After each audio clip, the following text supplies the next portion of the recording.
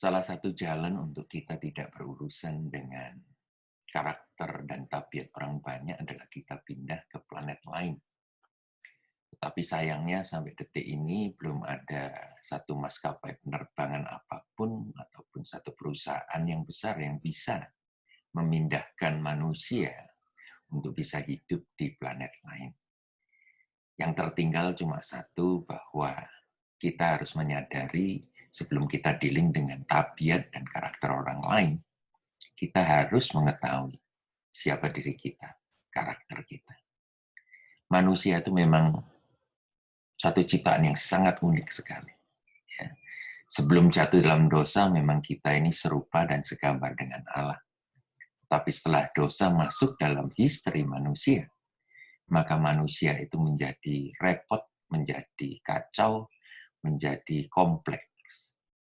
Nah, yang menarik adalah manusia adalah makhluk yang unik, di mana percampuran antara karakter, emosi, dan latar belakang ini bercampur aduk dalam satu wadah yang mempunyai nama.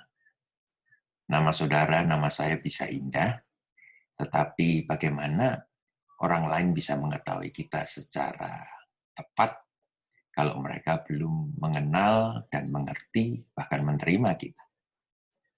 Oleh karena itu, firman Tuhan adalah selalu mengatakan, kasihlah satu dengan yang lainnya, supaya dunia ini penuh dengan damai. Karena satu dengan yang lainnya saling memahami, saling mengerti, dan saling mengasihi.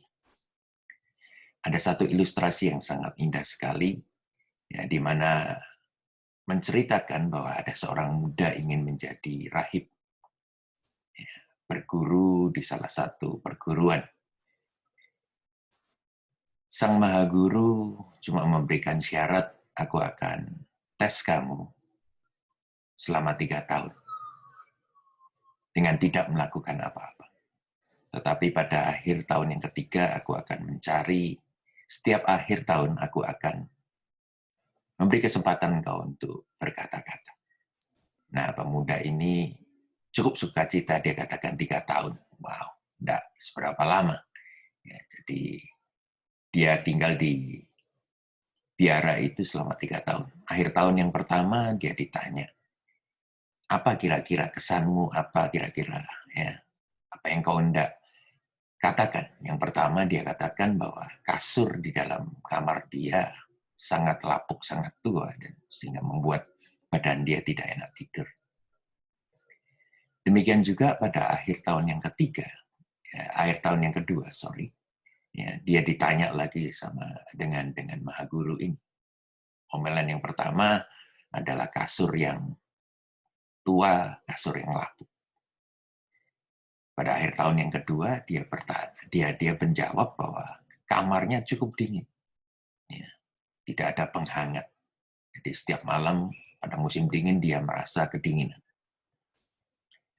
Berlalu juga pada akhir tahun yang ketiga, sebelum dia mengambil keputusan, ya, ditanya lagi, apa komentarmu?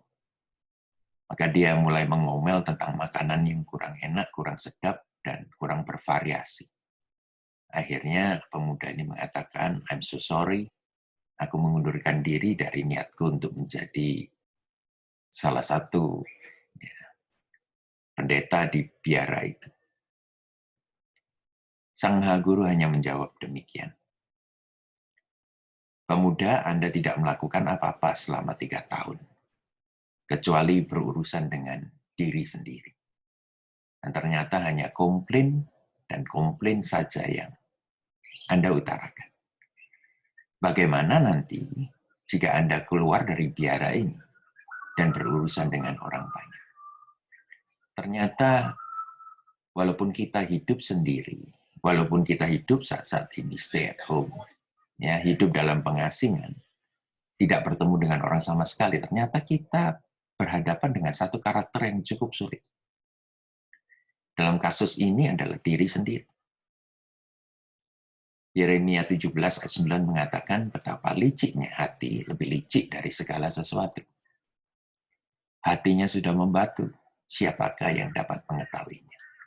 Kita harus belajar dari para petani, di mana mereka itu, saudara, ya, mereka mengalami banyak gagal panen, tetapi petani ini bukan berarti setelah mengalami gagal panen pertama dia quit, dia menyerah untuk tidak menjadi petani ataupun menaburkan benih lagi. Melainkan gagal apapun juga, dia akan bangkit kembali, dia menabur kembali. Kadangkala setelah menabur begitu banyaknya, hasil panen pun tidak memuaskan.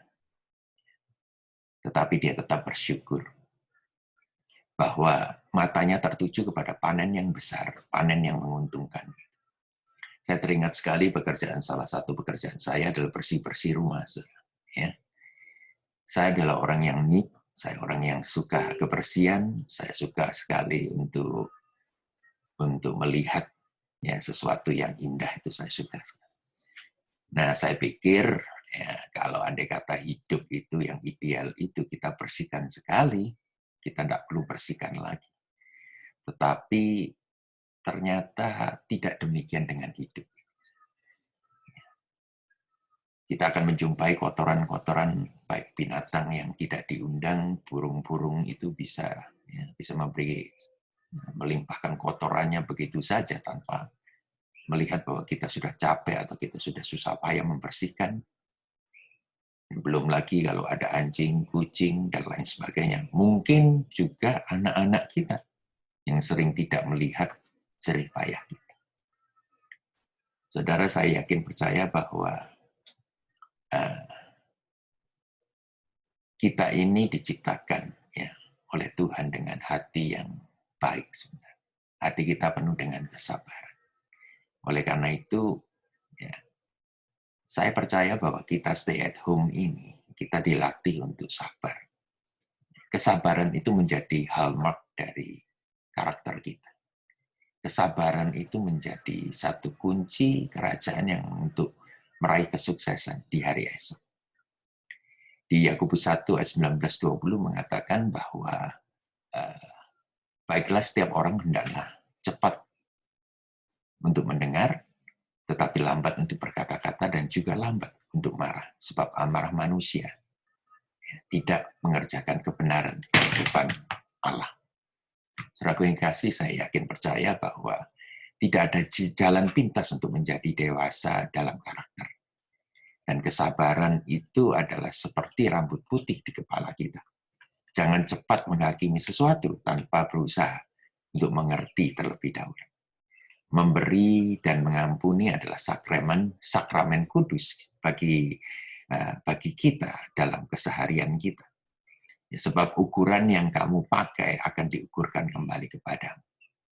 Jadi jangan cepat kita mengukur orang lain, jangan cepat kita ini marah kepada orang lain, tetapi biarlah kita saling mengetahui dan saling melayani.